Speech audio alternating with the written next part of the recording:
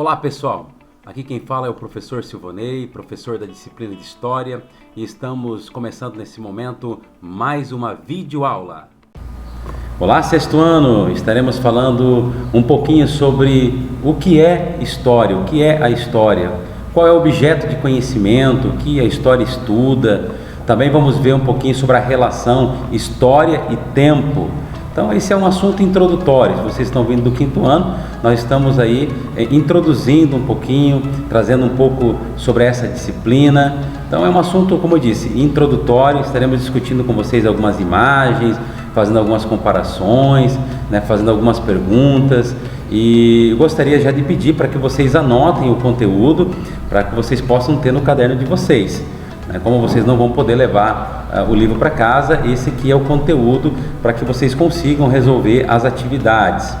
Também lembrando vocês, que sempre vai ter uma atividade avaliativa referente ao vídeo que vocês terão que me entregar em sala de aula.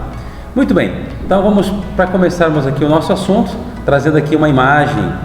Ali a gente vê a seleção brasileira, a seleção brasileira pentacampeã do mundo.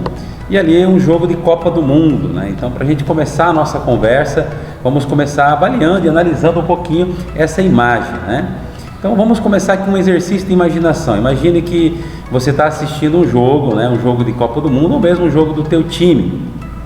E vamos imaginar, aí o relógio informa que faltam 5 minutos para acabar o jogo. E agora? 5 minutinhos para acabar o jogo. E o teu time, vamos imaginar que o teu time está ganhando esse jogo. Aí a pergunta que eu te faço, será que esses 5 minutinhos vai passar rápido ou vai demorar bastante? Agora vamos imaginar o contrário. Vamos imaginar que faltam 5 minutos para acabar o jogo e o teu time está perdendo aquele jogo. E você precisa muito, é uma final de uma Libertadores, a final de um campeonato muito importante. E agora 5 minutos para acabar e o teu time está perdendo, está atrás no resultado. Será que o tempo vai passar rápido ou vai demorar para passar? O que vocês acham? Então, com base naquilo que a gente, na nossa percepção do tempo, no primeiro exemplo que eu dei, se o teu time estiver ganhando e faltam 5 minutos, qual que é a sensação que você vai ter? Que o tempo vai demorar uma eternidade para passar. Enquanto que se o time estiver perdendo, o tempo, na verdade, vai passar muito mais rápido. O teu time está perdendo, o tempo passa muito rápido. E você fica ali querendo que o teu time ganhe. Então, isso é importante para que a gente possa ter uma percepção do tempo. O tempo, ele é percebido de forma diferente. Não tem dia que passa mais rápido, não tem, um exemplo, uma aula passa muito rápido porque é uma aula muito boa. Assim como pode ter uma aula que de repente não seja tão boa, um assunto que você não goste muito e a aula demora muito para passar.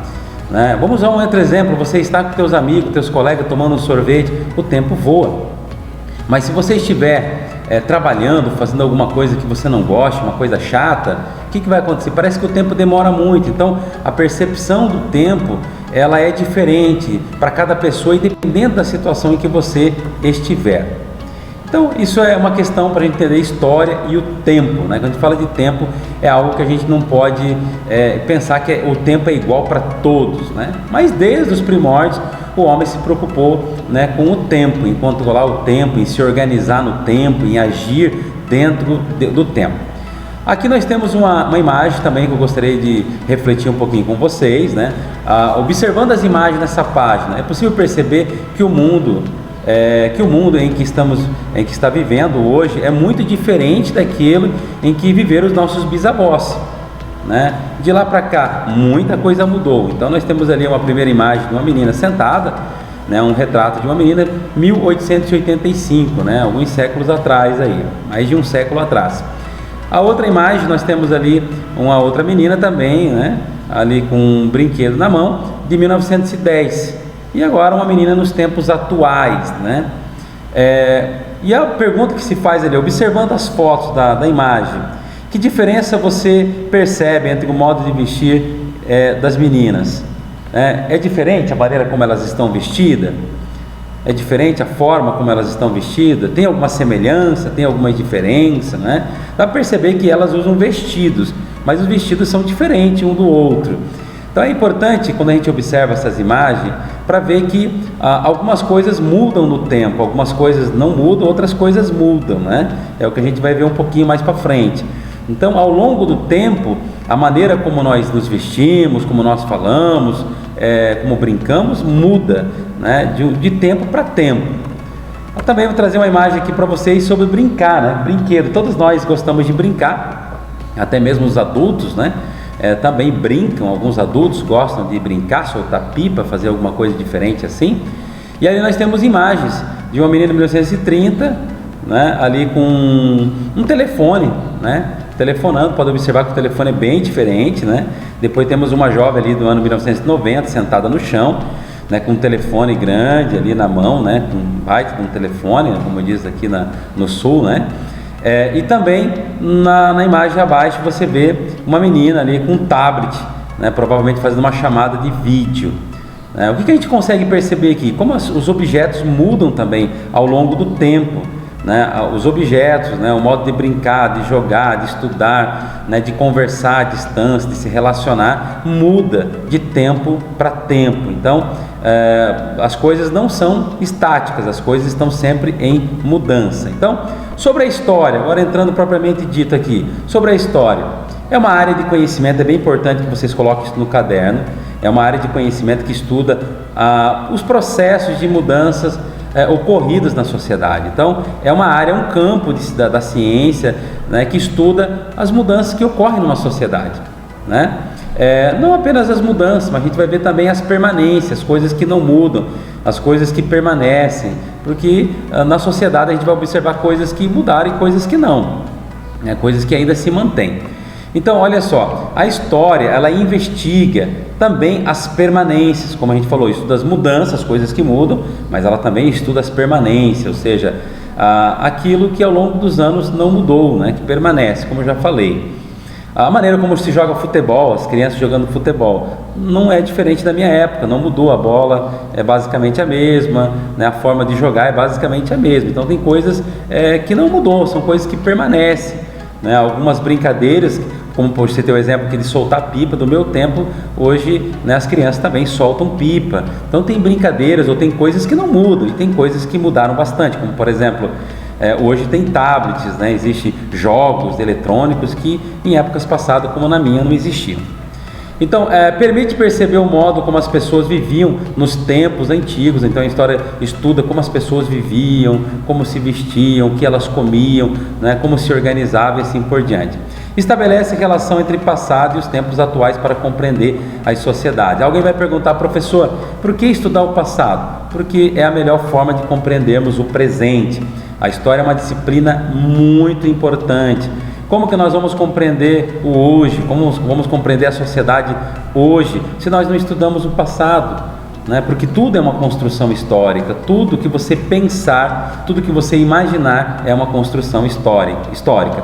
Então, para a gente resumir aqui, a história é, portanto, o estudo dos seres humanos no tempo. Deixa eu frisar aqui, a história não estuda o passado, né? Vocês talvez já ouviram isso, a história estuda o passado. Não, a história não estuda o passado, ela estuda os seres humanos. O objeto de conhecimento da história são os seres humanos no tempo, e dentro desse aspecto do tempo nós vamos estudar as coisas que mudaram e as coisas que permanecem as mesmas. Muito bem, escrito da história, organizando o tempo, né? Como que os homens organizavam o tempo? Hoje nós temos os calendários, né? Muito importantes os calendários, ali nós temos dias, meses e anos, a gente se organiza, né? É muito fácil. Mas e quando não existia calendário, como que os homens se organizavam? Lá na antiguidade, lá nos primórdios, como que os homens se organizavam na questão do tempo? Observando o sol, né? O tempo do sol, né? Para plantar, alguns observavam a lua, né? Se era minguante, crescente, né, lua nova. Então eles se organizavam olhando as estrelas, constelações, né? Então, observando a natureza, o homem conseguia se organizar no tempo. Ele percebia quais eram os tempos de cheia, né, onde chovia muito e os rios enchiam bastante, períodos em que aconteciam ao contrário, havia seca, escassez. Então o homem ao longo do tempo se organizou no tempo, observando sempre a natureza, né, tendo essa percepção da natureza. Mas ao longo dos anos o homem também foi construindo os seus calendários, né, calendários para se organizar. Hoje nós temos três importantes calendários. Aí embaixo ali vocês vão ver o calendário cristão, que é o nosso, que é conhecido como o calendário gregoriano, que tem mais de 500 anos, que foi encomendado pelo Papa Gregório, né? Então esse calendário nós temos até hoje. Por esse calendário nós estamos no ano de 2021, tá? Temos também o calendário judaico, né, que não é um calendário tão conhecido, mas é importante, né? Um calendário judaico, né, que conta o tempo a partir do ano 3760 a.C., que seria o marco zero, a saída do povo de Israel do Egito. Então, para eles, hoje, claro, esse material já está um pouco desatualizado, né, um material de 2 anos atrás, né, para eles estão ali há mais, então, de 3.760 anos. Então, o calendário deles é um pouco diferente do nosso. Tem também o calendário judaico, né, muçulmano. O calendário muçulmano tem ali como marco inicial a Hégira, que é a saída do profeta Maomé da cidade de Meca, indo até Medina. Não precisa se ater a esses detalhes, tá? Mas o ano 622, então, é o ano marco zero do calendário muçulmano. Então, para eles estão num ano diferente do nosso, 1400 e alguma coisa. Então, não existe apenas um calendário no mundo, existem muitos outros calendários. O mais conhecido hoje no mundo todo é o calendário cristão, né? O calendário que nós estamos, ano 2021, né? Que é o calendário mais comum, mas é importante que se saiba que existem outros calendários. O calendário cristão é o mais usado e divide o tempo em dia, mês, ano, década, que são 10 anos, séculos, 100 anos, e milênios, que são 1000 anos. É importante que vocês gravem isso. Os eventos, ou tudo que aconteceu antes de Cristo, então o marco inicial ali, o evento inicial do calendário cristão é o nascimento de Jesus Cristo. Tudo que ocorreu antes de Cristo, nós vamos ver sempre nos livros de história ou qualquer outro material que vocês forem ler, a abreviatura ali AC, que significa antes de Cristo. E tudo que ocorreu depois, né, nós vamos ter a sigla DC, né? Então é uma sigla que também é bastante usada, DC, ou então não vem essa sigla, mas a gente já sabe que é depois de Cristo. Ali embaixo vocês podem ver, ali a invenção da escrita ocorreu mais ou menos 3.500 a.C., a fundação de Roma, né, em 753 a.C., aí depois nós temos, depois de Cristo, a queda do Império Romano e a invenção do relógio de bolso foi em 1500. É importante que vocês saibam que os anos antes de Cristo seguem uma ordem decrescente, vem diminuindo até o nascimento de Cristo. Depois do nascimento de Cristo, ele vai numa ordem crescente, tá bom? Isso é bem importante vocês lembrarem. Para ordenar os fatos e acontecimentos, utiliza-se a linha do tempo, que pode ser construída em unidade de tempo como anos, décadas e séculos. Depois a gente vai trabalhar isso melhor em sala de aula, mas é importante que vocês gravem isso. Tempo histórico e tempo da natureza são duas coisas diferentes. O tempo histórico é o tempo relacionado às mudanças e permanência na trajetória dos seres humanos na Terra. Então, novamente, vindo a definição que a gente já viu lá, que a história estuda as mudanças e permanência ao longo da história. Então, esse é o tempo histórico, a gente vai ver um pouquinho mais adiante. Mas o tempo da natureza é organizado com base nos acontecimentos naturais, né? A gente se organiza, como eu falei, as 4 fases da Lua, né? Esse é o tempo da natureza, não respeita o nosso calendário, né? Então esse é o tempo da natureza que é regido pelos acontecimentos naturais. Esse é o tempo histórico, pessoal. Para vocês entenderem, a história a gente divide, não é a única forma de a gente dividir a história, mas eu particularmente gosto, os livros didáticos trabalham dentro dessa divisão, tá? Nós vamos entender que temos aí 5 grandes grupos, né? Os 5 grandes tempos históricos que nós vamos estudar com vocês, lógico, isso até o 9º ano, depois ensino médio também.